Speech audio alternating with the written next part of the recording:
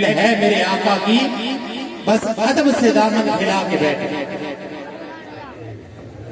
بس ادب سے دامن پھیلا کے بیٹھو۔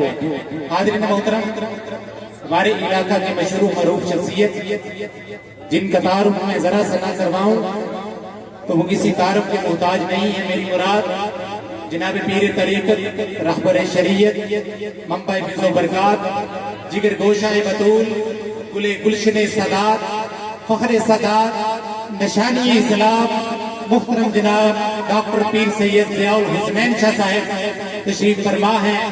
میں ان سے گزارش کروں گا کہ وہ اپنے ایمان افروز بیان سے ہمارے قلوب و اذہان کو منور کریں۔ ان کی آمد سے پہلے ایک نعرہ بلند کریں، نعرہ تکبیر، نعرہ رسالت، نعرہ حیدری، آستانہ عالیہ وین شریف، محترم جناب ڈاکٹر پیر سید ضیاء الحسنین شاہ صاحب۔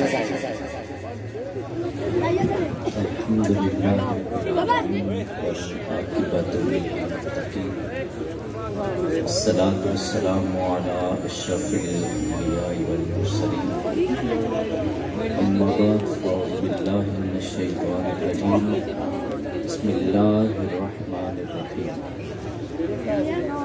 هو الذي أرسل رسوله بالهدى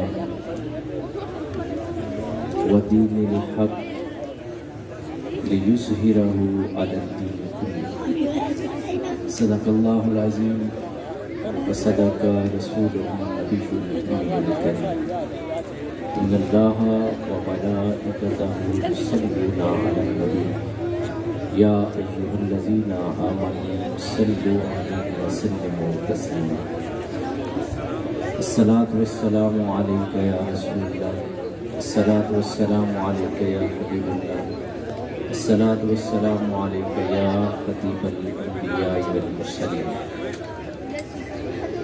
مولاي صل وسلم دائما أبدا على حبيبك خير الخلق كلهم، يا رب بالمصطفى بلغ مقاصدنا واغفر لنا ما مضى يا واسع الكرم، هو الحبيب الذي ترجى شفاعته لكل حول من الأحوال مقتحم، محمد سيد الكونين والثقلين والفريقين من عرب ومن عجم، الحمد لله على نعمة الإسلام وكفى بها النعمة، الحمد لله على نعمة الإسلام وكفى بها النعمة، الحمد لله على نعمة الإسلام وكفى بها النعمة۔ حضرت ذی وقار زیب مسند صدارت انتہائی معزز، محترم، محتشم، بہت ہی خوبصورت شخصیت حضرت قبلہ صوفی محمد فداء الحق زیدہ مجدہ آستانہ عالیہ سہالیہ شریف، اور میں مبارکباد پیش کرتا ہوں اہلیان کندن پور کو، جنہوں نے خلوص کے ساتھ اس خوبصورت بزم کا انعقاد کیا ہے۔ اللہ رب العزت سے دعا ہے اللہ کریم آپ کی توفیقات میں اضافہ فرمائے اور اس محفل پاک کو اپنی بارگاہ میں قبول و منظور فرمائے۔ میں آپ لوگوں اپنی گفتگو میں مصروف ہیں، میں اپنی گفتگو میں مصروف ہوں، تو جو مذہبی پروگرام ہوتے ہیں، جو میلاد کی محافل ہوتی ہیں، یہ دراصل تربیت گاہ ہوتی ہے۔ کیا ہوتا ہے یہ؟ اس کا مقصد کیا ہوتا ہے؟ تربیت ہوتی ہے۔ ذکر مصطفیٰ صلی اللہ علیہ وسلم اور نبی کریم صلی اللہ علیہ وسلم کی یاد کی محفل یہ بابرکت ہوتی ہے، تو اس ہر جگہ کے آداب ہوتے ہیں، ہر ذکر کے آداب ہوتے ہیں۔ میں آپ لوگوں سے یہ درخواست کروں گا کہ تھوڑی دیر کے لیے اگر آپ خاموشی اختیار کر لیں. آپ بولتے رہیں گے لیکن تقریر میں نے کرنی ہے، میں اپنا وقت پورا کروں گا. تو میں نے قرآن کریم سے ایک آیہ مبارکہ تلاوت کی. اس میں اللہ رب العزت نے مقاصد میلاد کو بیان کیا ہے. کس کو بیان کیا ہے؟ حضور علیہ الصلاۃ والسلام کی آمد کے مقاصد کیا ہیں. حضور علیہ الصلاۃ والسلام کی آمد کا مقصد لوگوں کا اللہ سے رشتہ مضبوط کرنا ہے. انسان کو جو خاکی ہے، جو فرشی ہے، اسے رب سے واصل کرنا، یہ حضور علیہ الصلاۃ والسلام کا کام ہے. میں نے آیہ کریمہ تلاوت کی ہے، هو الذی ارسل رسولہ بالہدی ودین الحق لیظہرہ علی الدین کلہ. یہ وہ مقاصد ہیں. قرآن میں نبی کریم صلی اللہ علیہ وسلم کی آمد کے حوالے سے 49 آیات ہیں. کتنی آیتیں ہیں؟ 51 50. 49 آیتیں ہیں. اِنَّا أَرْسَلْنَاكَ شَاهِدًا وَمُبَشِّرًا وَنَذِيرًا وَدَاعِيًا إِلَى اللَّهِ بِإِذْنِهِ وَسِرَاجًا مُنِيرًا. ایک یہ آیت، وَمَا أَرْسَلْنَاكَ إِلَّا رَحْمَةً لِلْعَالَمِينَ. اب آپ سمجھ گئے ہیں، میں مختصر گفتگو کرنا چاہتا ہوں کہ 49 آیتیں ہیں، اور اس آیت میں بھی حضور کی میلاد، حضور کی آمد کا اللہ رب العزت نے مقصد بیان کیا ہے. هو الذی ارسل رسولہ بالہدی. لوگوں، یہ وہ ذات ہے جو ہدایت کا مرکز ہے، جو ہدایت کا منبع ہے. یہ وہ ذات ہے جہاں گمراہوں کو راہ مل جائے، جہاں پر محروموں کو عطا کر دیا جائے گا. اور پھر کیا ارشاد فرمایا؟ هو الذی ارسل رسولہ بالہدی. ہدایت جس کی ہمیں اشد ضرورت ہے، وہ ہدایت کیا ہے؟ حضور علیہ الصلاۃ والسلام کا امتی ہو اور جھوٹ بولتا ہو، دھوکہ دیتا ہو، بددیانتی کرتا ہو، حقوق غصب کرتا ہو، کیا ایسا ہو سکتا ہے کہ اتنی اعلیٰ ذات کے ساتھ نسبت ہونے کے باوجود دنیا ہمیں ایماندار نہیں سمجھتی؟ میلاد کے مقاصد کیا تھے؟ کہ مصطفیٰ کے کسی غلام کے ساتھ کسی کو معاملہ کرتے ہوئے پریشانی نہ ہو. یہاں 4 دفعہ کہاں میرے پیسے لے دیں، پھر بھی کہاں مانے نہ آتے. اور یہ اس جگہ کی بات ہے. دنیا مسلمانوں سے سودا نہیں کرتی. وہ کہتے ہیں یہ دکھائے گا سچی اور مارے گا. یہ ہمارے لیے لمحہ فکریہ ہے کہ ہم کیا فقط بازاروں کو سجانے والے ہیں، یا محمد الرسول اللہ کی ذات سے اپنی ذات کو سجانے والے لوگ ہیں. سجاوٹ کی آپ سے کوئی بات پوچھ نہیں کرے گا، کی یا نہیں کی.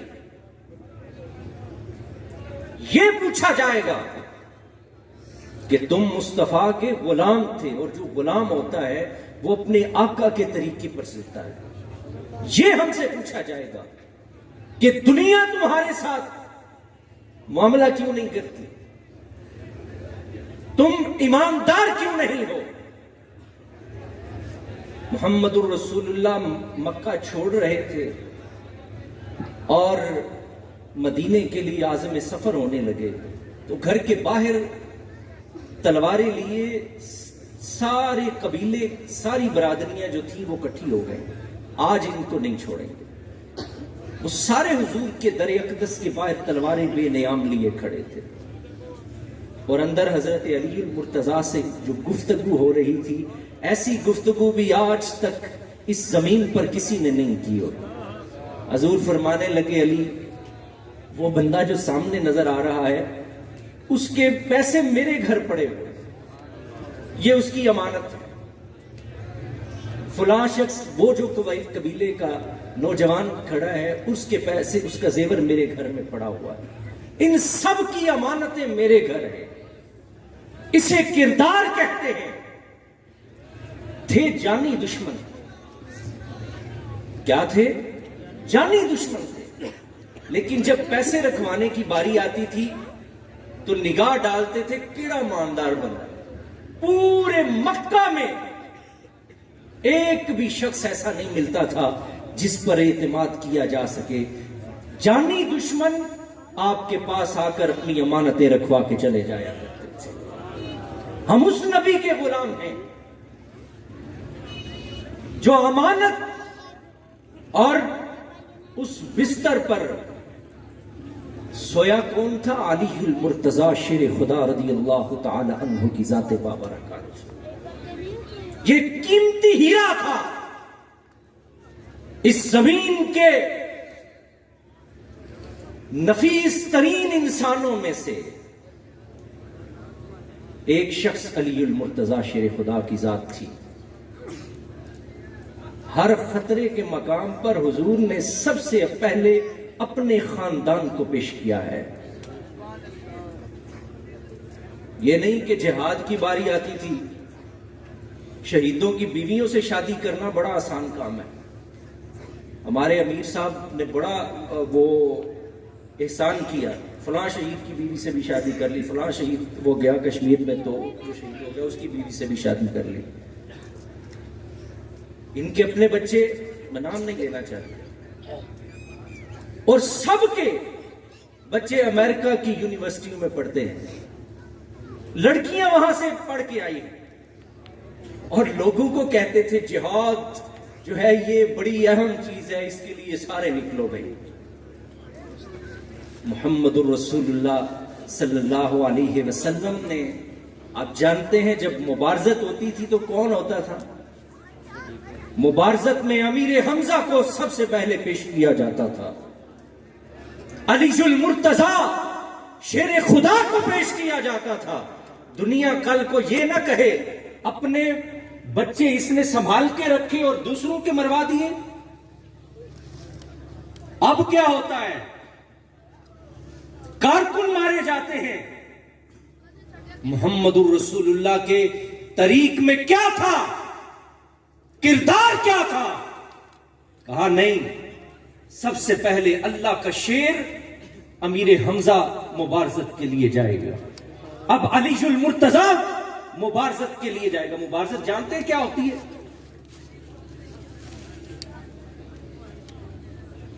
میں اس محفل میں جب پہنچا تھا میری طبیعت بڑی خراب ہوئی تھی، اور مجھے شکوہ وہ پتہ نہیں کسی نے فرمائش کی تھی یا کیا کیا تھا، ماں کی شان، اللہ کے رسول کا ذکر ہو رہا ہو اور ہم اتنے بے شرم ہیں، کوئی نیچے سے فرمائش کرتا ہے میری ماں کی شان بھی پڑھ جائے۔ یہاں کرنے کے آئے ہیں؟ میں یہ آپ لوگوں سے بھی درخواست کروں، کوئی پڑھ رہا ہو اسے بھی روکیے، آپ کا بھی یہ کام ہے۔ محمد یہ سٹیج جو ہے، یہ جو ممبر ہے، یہ اللہ اور اس کے رسول کے لیے ہے، یاد رکھیے گا۔ اور میں اللہ کے فضل و کرم سے، میں ڈاکٹر صاحب کی یہ میری بات مانتے نہیں، یہ جو جگہیں ہوتی ہیں یہاں پیروں کے نعرے بھی نہیں لگانے چاہیے، یہ ہم سے قیامت کے دن پوچھا جائے گا، اب سوال ہوگا ہم سے. یاد رکھیے گا جو جتنی مار ہمیں پڑنی ہے قیامت کے دن وہ آپ سوچ بھی نہیں سکتے. ممبر صرف اللہ اور اس کے رسول کی تعریف کے لیے ہے اور کسی کے لیے نہیں، یہ یاد رکھیے گا.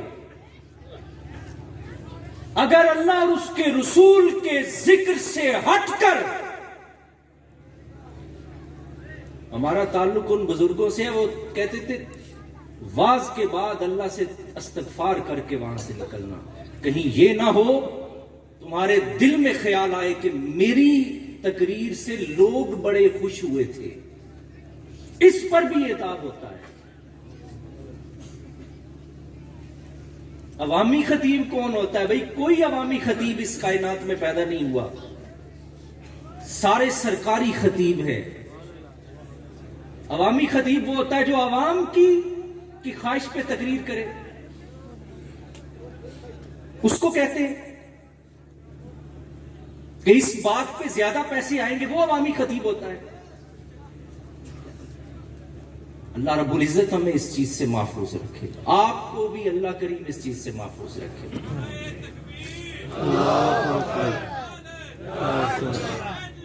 یاد رکھیے گا قیامت کے دن اگر کسی کی کوئی ذات کام آئے گی تو محمد الرسول اللہ کی ذات کام آئے گی.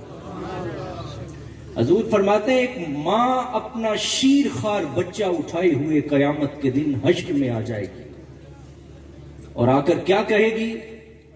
مولا اس بچے کو جہنم میں پھینک دے اور میری مغفرت کر دے، مجھے معاف کر دے. یہ ماں کا بڑا مقام ہے، اس میں میں ماں کی توہین نہیں کر رہا، نہ میں باپ کی توہین کر رہا ہوں، لیکن میں آپ سے یہ درخواست کر رہا ہوں کم از کم اس منبر رسول کو بخش دیجئے، اپنے شر سے محفوظ کر دیجئے. یہ بڑے غیرت مند رب اور بڑے غیرت مند نبی کا دین ہے. میری زندگی میں 2002 میں ایک سیاسی جلسے میں مجھے ایک سیاستدان تھا، میں اس کو آپ لوگ سمجھ گئے ہوں گے سارے، کافی لوگ آپ لوگوں میں موجود ہوں گے. میں نے وہاں اس کی تعریف نہیں کی تھی، میں نے صرف اس کے کام 2 گنوائے تھے جو اس نے کہا. میں نے کہا جی ایک کام انہوں نے ہمارے علاقے کے لیے یہ کیا. اور مجھے 10 سال جوتے پڑے تھے. میں نے اپنے رب سے وعدہ کیا تھا کہ میں اس زبان کو اس دن بند کر دینا جب اللہ اور اس کے رسول کے علاوہ اگر یہ کسی کی تعریف میں کھلے گی. میری توبہ کے باوجود میرے لیے 10 سال تک میں آپ سے کہہ رہا ہوں اس قدر میں نے ذلت دیکھی. میں نے اپنے رب سے وعدہ کیا تھا، میں یہ آپ سے عرض کر رہا ہوں. لیکن یہ آپ سے صرف عرض کرنے کا مقصد صرف یہ ہے، یہ مجالس اللہ اور اس کے رسول کے لیے ہے. یہ منبر اللہ نے ہمیں اس لیے دیا ہے کہ میری تعریف کرو، میرے حبیب کی تعریف کرو. کیونکہ یہ تو کام ہی نہیں آئے گا، ماں کام کہاں سے آئے گی؟ تو پڑھیے قرآن، حشر کے دن ماں کیا کہہ رہی ہے؟ میرا شیر خوار بچہ اٹھائیے، اسے جہنم میں پھینک دیجئے اور میرے مالک میری مغفرت کر دے. اس وقت ایک ذات آئے گی اور وہ ذات کیا کہے گی؟ امتی جو کرے فریاد حال زار میں، میرے کریم کے لب پر آنا لہا ہوگا. اس دن جو ذات کہے گی ہاں میں ہوں ان غلاموں کے لیے، میں ہوں ان گناہگاروں کے لیے، میں ہوں ان سیاہکاروں کے لیے. وہ ذات حشر کے دن جو ہمارے سر پہ چادر رحمت دے گی وہ محمد الرسول اللہ کی ذات بابرکات ہوگی. تو اس ذات کا ذکر سننا چاہیے، اسی ذات کا ذکر کرنا چاہیے. اور یہ آپ اپنی ٹیپ میں سن لیا کریں، یہ جو اس طرح کی باتیں ہیں یہ الگ سے سنا کریں. ممبروں پر اس طرح کی باتیں نہیں ہونی چاہیے. ماں کا ذکر اس طرح سے، حضور کا ذکر ہو اس کے بعد کسی اور کا ذکر ہو، یہ کیسے ہو سکتا ہے؟ یہ تو اللہ رب العزت برداشت نہیں کرتا۔ حضور کے ہوتے ہوئے کسی کی شریعت چل سکتی ہے؟ میں آپ سے پوچھتا ہوں، کسی کی نبوت چل سکتی ہے؟ کسی کی نبوت نہیں چل سکتی، کسی کی شریعت نہیں چل سکتی۔ قیامت تک اگر سکہ چلے گا تو محمد الرسول اللہ کا چلے گا، اس کے علاوہ اور کسی کا نہیں چلے گا۔ کائنات میں 1,24,000 کم و بیش انبیاء کرام گزرے ہیں، 1,24,000، کتنی کتنی عظمتوں کے مالک نبی گزرے ہیں، لیکن اگر کسی نبی کی قبر اطہر ممتاز ہے پوری کائنات میں تو وہ فقط محمد الرسول اللہ کی ہے، کسی اور کی ہے نہیں ہے۔ علماء نے لکھا ہے اللہ رب العزت نے سب کے ذکر محو کر دیے، کیونکہ وہ چاہتا ہی نہیں کہ میرے حبیب کے سامنے کسی اور کی بات کی جائے۔ تو یہ آپ کے سٹیج پہ کیسے اللہ رب العزت آپ کو شرف پذیرائی بخشے گا؟ کیسے آپ سے باز پرس نہیں کی جائے گی؟ والذی ارسل رسولہ بالہدی ودین الحق، میرے حبیب کی آمد کا مقصد کیا ہے؟ ہدایت ہے۔ کیا ہے؟ ہدایت ہے، اور ہدایت اور پھر دین حق۔ یہ امت مسلمہ پر کس قدر کڑی ذمہ داری ہے۔ اس وقت امت مسلمہ اپنی قسم و کرسی کی عالم میں ہے، اور اس آیت، یہ بھی میلاد کی آیت ہے، یہ آیت کیوں نہیں سنائی جاتی؟ مسجد اقصی کی حفاظت کیا یہ آپ کا کام نہیں؟ حرمین شریفین کی دفاع کیا آپ کا کام نہیں؟ آپ کا لبنان برباد کر دیا گیا، یمن برباد کر دیا گیا، شام برباد کر دیا گیا۔ کبھی آپ یورپ میں ملک شام کی بیٹیاں جب جسم فروشی کے لیے بکنے کے لیے پہنچتی ہیں، آپ کو پتا ہے محمد الرسول اللہ کے دل پر کیا گزرتی ہوگی؟ اور اہل شام وہ ملک ہے، حضور نے اللہ سے دعا کی تھی، اللہم بارک لنا فی شامنا، میرے مالک میرے یمن کو، میرے شام کو برکتیں عطا فرما۔ یہ بھی میلاد ہے، حضور کے دین کا دفاع، یہ بھی آپ کی ذمہ داری ہے۔ والذی ارسل رسولہ بالہدی ودین الحق، فرمایا یہ تمہیں دین حق عطا کیا، اور کیوں؟ لِيُظْهِرَهُ عَلَى الدِّينِ كُلِّهِ، تاکہ تمام ادیان پر اس دین کو غالب کر دیا جائے۔ تو یہ بھی میلاد کا پیغام ہے، جس دین کا غلبہ کرنا ہے اور اس دین کی حفاظت کرنی ہے۔ اللہ رب العزت جس جذبے کے ساتھ نوجوانوں نے، اہلیان کندن پور کے جو اس گاؤں میں موجود ہیں، لیکن کچھ ایسے لوگ ہیں جو بیرون ملک رہتے ہیں، تمام لوگوں نے اس پروگرام کے لیے، اور مجھے جہاں تک یاد پڑتا ہے ہمارے علاقے کے جو بڑے پروگرام ہیں ان میں سے یہ میں نے پہلا دیکھا ہے۔ میں یہ بالکل خوش آمد نہیں کر رہا، حقیقت آپ کے سامنے پیش کر رہا ہوں۔ تو جس اللہ رب العزت اس کو ہدایت کا باعث بنائے ہمارے لیے، اسے اللہ ہمارے لیے آخرت کو سنوارنے کا، اپنی زندگی کو سنوارنے کا باعث بنائے۔ میں نے وقت زیادہ لیا ہے، اس کے لیے میں معذرت خواہ ہوں۔ اللہ رب العزت آپ کو اپنے حفظ و امان میں رکھے، اللہ کریم آپ کے مال جان اولاد کی حفاظت فرمائے، اللہ کریم اس بستی پر اپنی رحمتیں برکتیں اور اللہ کریم حفظ و امان میں رکھے۔ وآخر دعوانا ان الحمدللہ رب العالمین۔ حاضر قبلہ صاحبزادہ علامہ قبلہ پیر سید ضیاء الحسنین شاہ صاحب دامت برکاتہ الخصوصیہ، آپ نے بڑی فکر انگیز گفتگو کی ہے، بلا شبہ وقت کی ضرورت بھی ہے۔ اللہ آپ کی معروضات اپنے اور اپنے محبوب کی بارگاہ میں قبول و منظور فرمائیں۔ آپ جو دوست کھڑے ہیں آپ تشریف رکھیں، کیونکہ اب ریحان روفی صاحب ہیں اور اعظم قادری صاحب، وہ صاحب دونوں مہمان پہنچ چکے ہیں آج کی اس محفل کے، اور آپ کے شہر سیالکوٹ کے بڑے خوبصورت ثناخوان برادر اصغر جناب محترم بھائی محمد افضل قادری صاحب، جو ہم سب سے بڑی محبتیں اور بڑا پیار لیتے ہیں اور رابطے میں رہتے ہیں، اور آج اس محفل کے لیے انہوں نے بلا شبہ ثناخوانوں سے بھی بہت رابطہ کیا اور رابطے میں رہے۔ آج اس محفل میں ایک عمرے کا ٹکٹ ہے، مدینے جانا ہے، وہ بندہ بولے سبحان اللہ، جدا ارادہ ہے مدینے